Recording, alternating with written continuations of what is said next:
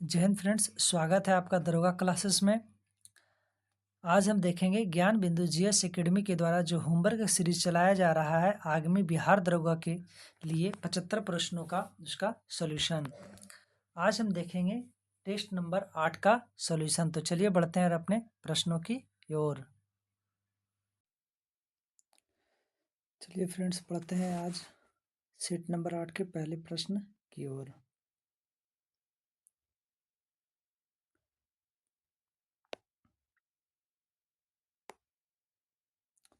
हमारा पहला प्रश्न है कि हाल ही में संयुक्त राष्ट्र उच्च समुद्र संधि पर हस्ताक्षर को भारत के केंद्रीय मंत्रिमंडल द्वारा अनुमति प्रदान की गई। इस संधि का संबंध किस संरक्षण से है? तो जैव विविधता का संरक्षण से। इसी में नेक्स्ट क्वेश्चन है कि महासागरों का लगभग कितना प्रतिशत हिस्सा उच्च समुद्र माना जाता है? तो 64%। पढ़ते हैं नेक्स्ट क्वेश्चन की ओर। क्वेश्चन नंबर सेकेंड, किस देश की संसद द्वारा तिब्बत समाधान अधिनियम पारित किया गया? अमेरिका की संसद के द्वारा। इसी में हमारा नेक्स्ट क्वेश्चन है, क्वेश्चन सेकंड में ही, दलाई लामा कहाँ के मूल निवासी हैं? ये तिब्बत के हैं। दलाई लामा ने भारत के किस स्थान पर शरण लिया? दलाई लामा ने भारत के धर्मशाला में, जो यह एक जगह है हरियाणा के पास, 1959 में शरण लिया। क्वेश्चन नंबर थर्ड है, भारतीय मूल की किन दो महिलाओं को व्हाइट हाउस फेलो में नामित किया गया? पद्मिनी और नौलिनी टाटा। अमेरिका के राष्ट्रपति कौन चुने गए और उनका स्थान क्या है? तो डोनाल्ड ट्रंप। ये 47वें क्रम के अमेरिका के राष्ट्रपति हैं। हाल ही में भारत के रुपे कार्ड को किस देश में लॉन्च किया गया? मालदीव। और मालदीव की राजधानी माले है। बढ़ते हैं अपने नेक्स्ट प्रश्न की ओर।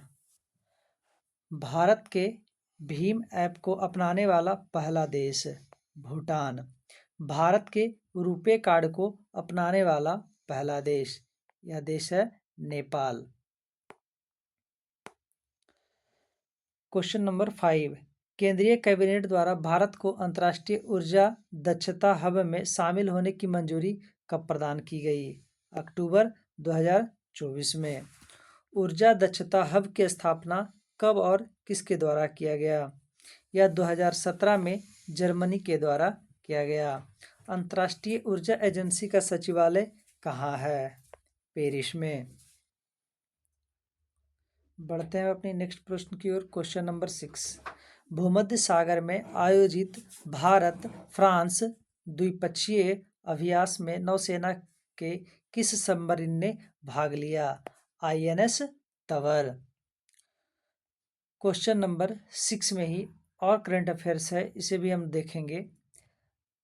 इसमें है कि स्वदेश निर्मित भारत की पहली पनडुब्बी। स्वदेश निर्मित भारत की पहली पनडुब्बी, तो इसका नाम है INS अरिहंत। स्वदेश निर्मित भारत की सेकेंड पनडुब्बी INS Arighat. Question number 7, Beijing में आयोजित 5वें ग्लोब ई संचालन समिति में भारत सहित कितने सदस्य देशों ने भाग लिया था? 15 देश। एशिया पावर इंडेक्स में भारत का स्थान क्या है? थर्ड। एशिया पावर इंडेक्स में पहले और दूसरे स्थान पर क्रमशः कौन सा देश है? पहले स्थान पे अमेरिका और दूसरे स्थान पे चाइना है। भविष्य के शिखर सम्मेलन का आयोजन कहाँ और किस संस्था द्वारा आयोजित किया गया था? तो ये हो जाएगा न्यूयॉर्क या UNA महासभा द्वारा आयोजित किया गया था। हम बढ़ेंगे अपने नेक्स्ट प्रश्न की ओर। Question number 10। क्वेश्चन नंबर 10 में है कि 21वें भारत आसियान शिखर सम्मेलन 2024 का आयोजन कहाँ किया गया? दिल्ली में। कोलंबो सुरक्षा कॉन्क्लेव का 5वां सदस्य कौन सा देश बना? बांग्लादेश। सेला सुरंग भारत के किस राज्य में बनाने को मंजूरी प्रदान की गई? अरुणाचल प्रदेश। विंग्स इंडिया का आयोजन भारत के किस शहर में किया गया? हैदराबाद। चलिए फ्रेंड्स, बढ़ते हैं अपने नेक्स्ट क्वेश्चन नंबर 14 की ओर। 14 नंबर क्वेश्चन है कि सर्वप्रथम ब्राह्मणों को भूमि दान करने की प्रथा का आरंभ किन शासकों द्वारा किया गया था? सातवाहनों द्वारा। राष्ट्रपति के चुनाव प्रक्रिया को किस देश से लिया गया और इसके निर्वाचक मंडल में कौन कौन शामिल होते हैं? तो यह आयरलैंड के द्वारा लिया गया और इसके निर्वाचक मंडल में लोकसभा, राज्यसभा और विधानसभा के निर्वाचित सदस्य भाग लेते हैं। नेक्स्ट क्वेश्चन नंबर 16 है कि भारतीय खिलाड़ी PR श्रीजेश का संबंध किस खेल से है? तो इनका संबंध हॉकी खेल से है। Next question number 17। वह रुधिर कणिका जो रक्त का थक्का निर्माण में सहायक है, प्लेटलेट्स। Question number 18। संविधान संशोधन का प्रस्ताव संसद के किस सदन में लाया जाता है? तो यह संसद के किसी भी सदन में लाया जाता है। केंद्र में मंत्रियों की नियुक्ति प्रधानमंत्री की सलाह पर राष्ट्रपति करते हैं। यह प्रावधान संविधान के किस अनुच्छेद के तहत दिए गए? अनुच्छेद 75। pH स्केल पर सबसे प्रबल अम्ल और सबसे प्रबल क्षार को मिलाने पर प्राप्त विलयन क्या होगा? उदासीन। pH स्केल की खोज सोरेनसन ने किया था। चूना पत्थर CaCO3 लाइमस्टोन का रासायनिक नाम क्या है? Calcium carbonate. क्वेश्चन नंबर 22 की ओर देखेंगे। संविधान में सहकारी समितियों को किस संविधान संशोधन से संवैधानिक दर्जा दिया गया? 97वां संविधान संशोधन 2011। अरावली पर्वत श्रेणी के उत्तरी विस्तार को किस नाम से जाना जाता है? रायसीना हिल्स। किस विटामिन में कोबाल्ट की मात्रा अवस्थित होती है जो कैंसर के उपचार में सहायक है? कोबाल्ट 60। भारत में राजनैतिक पार्टियों को राष्ट्रीय पार्टी का दर्जा कौन प्रदान करता है? चुनाव आयोग। पंचायती राज को संवैधानिक दर्जा कब और किस समिति की सिफारिश पर दिया गया? 73वां संविधान संशोधन 1992 के तहत LM सिंघवी समिति के सिफारिश पर। संविधान की किस अनुसूची में 22 भाषाओं का उल्लेख किया गया है? 8वीं अनुसूची। कृष्णा नदी से लेकर कन्याकुमारी तक फैले विस्तृत पूर्वी तटीय मैदान का क्या कहते हैं? कोरोमंडल तट। Question number 29। अल्पसंख्यकों के हितों को संरक्षण संविधान के किस अनुच्छेद में वर्णित है? अनुच्छेद 29। क्वेश्चन नंबर 30 की ओर बढ़ेंगे। बाधवागमन शब्द में कौन सी संधि है? N संधि। पीतल एक मिश्र धातु है जो दो धातुओं के मिलने से बनता है। वे धातुएं कौन सी है? तांबा और जस्ता। भारत में स्वतः जुताई वाली मिट्टी के नाम से कौन सी मिट्टी जानी जाती है? तो इसे हम काली मिट्टी के नाम से जानते हैं। काली मिट्टी का ही अन्य नाम है रेगुर मिट्टी, लावा मिट्टी, कपासी मिट्टी और ज्वालामुखी मिट्टी। ठोस अवस्था का द्रव अवस्था से गुजरे बिना सीधे गैस में परिवर्तित हो जाना क्या कहलाता है? तो इस प्रक्रम को हम ऊर्ध्वपातन कहते हैं। जनगणना 2011 के अनुसार भारत तथा बिहार की औसत साक्षरता क्रमशः कितनी है? भारत की साक्षरता 74.04%, वहीं बिहार की साक्षरता 61.7% है। फोटोग्राफी में पिक्सल के रूप में किसका प्रयोग किया जाता है? सोडियम थायोसल्फेट का। बढ़ते हैं हम अपने नेक्स्ट क्वेश्चन नंबर 36 की ओर। तो क्वेश्चन नंबर 36 में सही सुमेलित कीजिए, मतलब इन सभी चीज़ों को मिलाना है। तो गलवाना घाटी लद्दाख में स्थित है। लाहुल घाटी हिमाचल प्रदेश। नालांग घाटी उत्तराखंड, जुकू घाटी नागालैंड। नेक्स्ट क्वेश्चन है कुल्लू घाटी किन दो पर्वत श्रेणियों के बीच अवस्थित है? पीर पंजाल और धौलाधर। नेक्स्ट क्वेश्चन नंबर 38 है कि आलियावेट द्वीप किस नदी के मुहाने पर अवस्थित है? तो यह नर्मदा नदी के मुहाने पर अवस्थित है। लक्षद्वीप को मिनिकॉय द्वीप से कौन सा चैनल अलग करता है? 9 डिग्री। कौन सी नदी हजारीबाग पठार को रांची के पठार से अलग करती है? दामोदर नदी। थाल घाट, भोर घाट और पाल घाट दर्रा किस पर्वत श्रेणी में अवस्थित है? पश्चिमी घाट। क्वेश्चन नंबर 42 है कि ब्रेल या बराइल पहाड़ी का विस्तार पूर्वोत्तर के किन 3 राज्यों में फैला है? तो यह पूर्वोत्तर के 3 राज्य हैं असम, नागालैंड और मणिपुर। क्वेश्चन नंबर 43 भारत में अब नालिका अपर्दन से पीड़ित पठार कौन सा है? मालवा का पठार। क्वेश्चन नंबर 44 विश्व का सबसे ऊंचा पठार कौन सा है तथा इसकी अवस्थिति भारत के परिप्रेक्ष्य में किस दिशा की ओर है? तिब्बत का पठार या भारत के उत्तर में स्थित है? दीघा समुद्री तटीय भारत के किस राज्य में अवस्थित है? पश्चिम बंगाल। प्रायद्वीपीय भारत के पश्चिमी तट के दक्षिणी छोर पर अवस्थित समुद्र तटीय मैदान कौन सा है? मालाबार तटीय मैदान। भारत के उत्तरी मैदान का पश्चिमी भाग किस नाम से जाना जाता है? पंजाब का मैदान। बढ़ते हैं हम अपने नेक्स्ट क्वेश्चन नंबर 48 की ओर। तो क्वेश्चन नंबर 48 में बोल रखा है कि निम्न में कौन सा सही सुमेलित नहीं है? मतलब इसमें कौन ऐसा दर्रा दिया हुआ है जो राज्य से मैच नहीं करती है? तो लारकना लद्दाख ये हमारा सही है। बोमडिला सिक्किम ये हमारा गलत है, ये अरुणाचल प्रदेश में है। अरुणाचल प्रदेश में।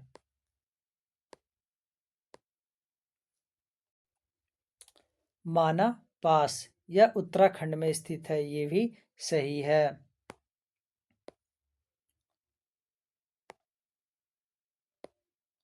शिव किला हिमाचल प्रदेश ये भी सही है। तो इसमें हमें गलत छांटनी है, तो हमारा आंसर हो जाएगा बी। इसमें गलत है बी, तो हमारा आंसर हो जाएगा बी।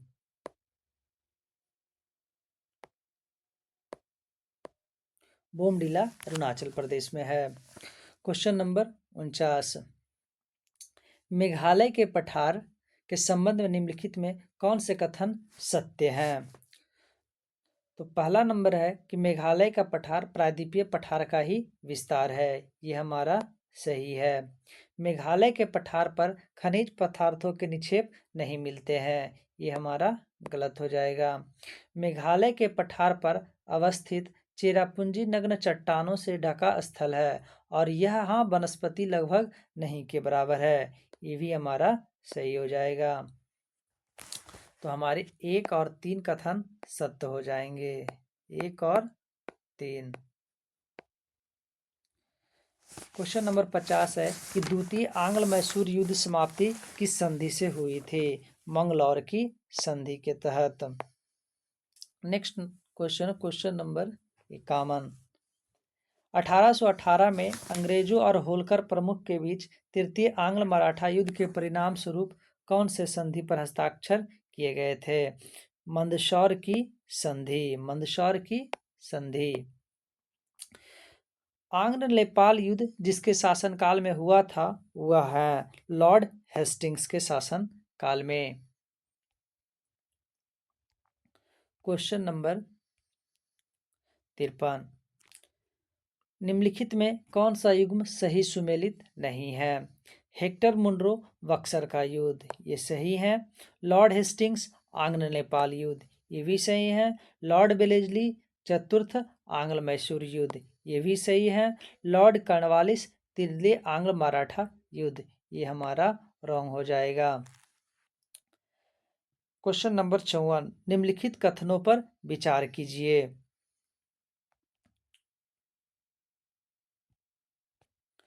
पानीपत के तृतीय युद्ध में अहमद शाह अब्दाली ने इब्राहिम लोदी को पराजित किया, ये हमारा गलत हो जाएगा। तृतीय आंग्ल मैसूर युद्ध में टीपू सुल्तान की मृत्यु हुई, ये भी हमारा गलत हो जाएगा। प्लासी के युद्ध में सिराजुद्दौला की पराजय के लिए मीर जाफर ने अंग्रेजों से मिलकर षड्यंत्र रचा, ये सही होगा। तो निम्नलिखित कथनों में कौन से सत्य हैं? तो 3 हमारा राइट आंसर होगा। क्वेश्चन नंबर 55, निम्नलिखित में कौन एक सुमेलित है? प्रथम आंग्ल मैसूर युद्ध, हैदर अली पराजित हुआ, नहीं, यहाँ पर हैदर अली की विजय हुई थी, तो ये गलत हो जाएगा। द्वितीय आंग्ल मैसूर युद्ध, हैदर अली ने अंग्रेजों को पराजित किया, नहीं, बल्कि हैदर अली प्रथम आंग्ल मैसूर युद्ध में विजय हुए थे और दूसरे आंग्ल मैसूर युद्ध में हार गए थे और इनकी मृत्यु हो गई थी। तृतीय आंग्ल मैसूर युद्ध, टीपू सुल्तान युद्ध जीता और अपना भूभाग अंग्रेजों को नहीं दिया, ये भी हमारा रॉन्ग हो जाएगा। चतुर्थ आंग्ल मैसूर युद्ध, टीपू पराजित हुआ व युद्ध के मध्य में दिवंगत हुआ, ये हमारा राइट आंसर होगा। क्वेश्चन नंबर 56, निम्नलिखित में कौन सा कथन असत्य है? सहायक संधि का व्यापक प्रयोग वेलेस्ली ने किया, ये सही होगा। क्वेश्चन ऑप्शन नंबर बी है कि सहायक संधि की वास्तविक शुरुआत 1799 में हुई, ये गलत होंगे। सहायक संधि को स्वीकार करने वाला पहला राज्य हैदराबाद था, ये सही है। तो हमारा आंसर यहाँ पे असत्य पूछ रखा है, तो बी होगा। क्वेश्चन नंबर 57, निम्नलिखित कथनों पर विचार कीजिए। लॉर्ड डलहौजी ने व्यक्तिगत के सिद्धांत लागू करके 1848 में सतारा और 1854 में नागपुर पर कब्जा कर लिया था, ये सही है। दूसरा कथन है कि डलहौजी ने गोद लेने की प्रथा को अमान्य कर दिया, ये रॉन्ग है। अब इसमें पूछ रखा है कि उपयुक्त में से कौन से कथन सही है? तो कथन 1, 1 नंबर ऑप्शन हमारा सही है। तो बढ़ते हैं क्वेश्चन नंबर 58 की ओर। क्वेश्चन नंबर 58 में है कि निम्नलिखित में किसका मिलान सही है? वाणिज्यिक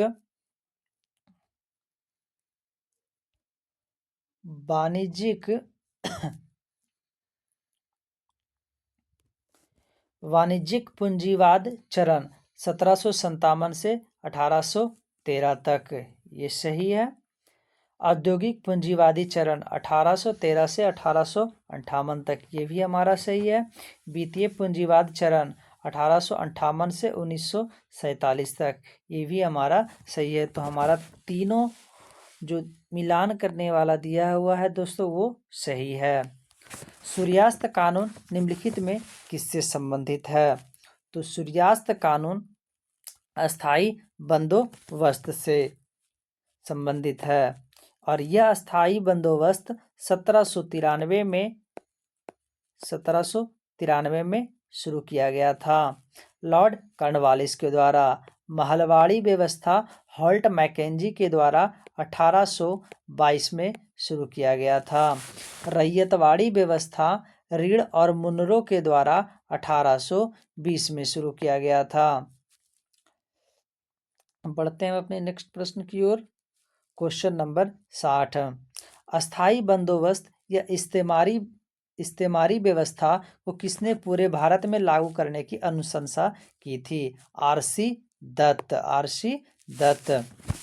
क्वेश्चन नंबर 61, कौन ब्रिटिश शासन के दौरान भारत में रैयतवाड़ी व्यवस्था के प्रारंभ किए जाने से संबंधित थे?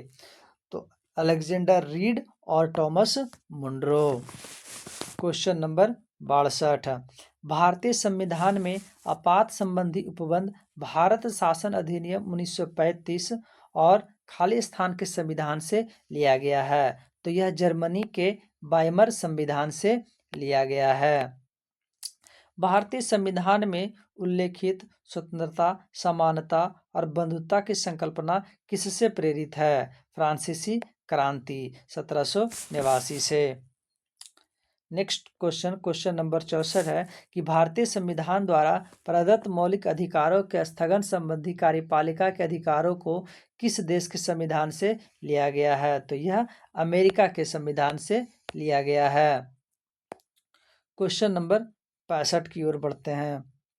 क्वेश्चन नंबर 65 का रखा है कि संविधान के संरक्षक के रूप में सर्वोच्च न्यायालय का अधिकार विश्व के किस संविधान से लिया गया है? तो यह अमेरिका के संविधान से लिया गया है। भारतीय संविधान के अंतर्गत संघ और राज्यों के बीच शक्तियों का विभाजन किसकी प्रेरणा पर आधारित है? कनाडा। प्रारूप समिति का विचार कहाँ से लिया गया था और इसका गठन कब किया गया था? प्रारूप समिति का विचार आयरलैंड के संविधान से लिया गया था और इसका गठन 29 अगस्त 1947 को किया गया था।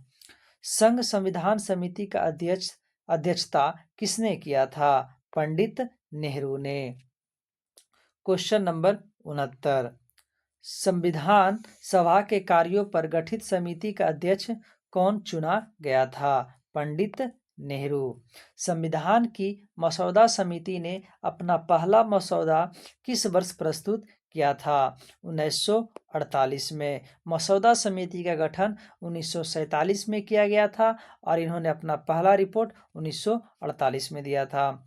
संविधान सभा के लिए किस जानवर को प्रतीक के रूप में अपनाया गया था? हाथी। राष्ट्रीय ध्वज पर तदर्थ समिति के अध्यक्ष कौन थे? राजेंद्र प्रसाद। क्वेश्चन नंबर 73 कि भारत में कुल बाघ अभयारण्यों की संख्या कितनी है? भारत का सबसे नवीनतम बाघ अभयारण्य कौन सा है?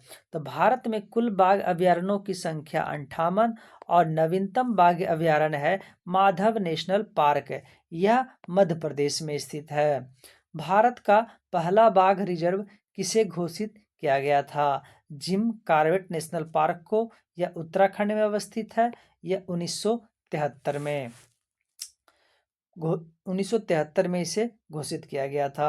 भारत का सबसे बड़ा बाघ रिजर्व कौन सा है और किस राज्य में अवस्थित है? नागा अर्जुन श्री सैलम बाघ रिजर्व। यह आंध्र प्रदेश में अवस्थित है। तो इसी के साथ दोस्तों आज का जो 75 क्वेश्चन का सॉल्यूशन था वो हमारा समाप्त हुआ। अब हम फिर से मिलेंगे नेक्स्ट वीडियो में, नेक्स्ट वीडियो के साथ टेस्ट नंबर 9 में। तब तक के लिए जय हिंद।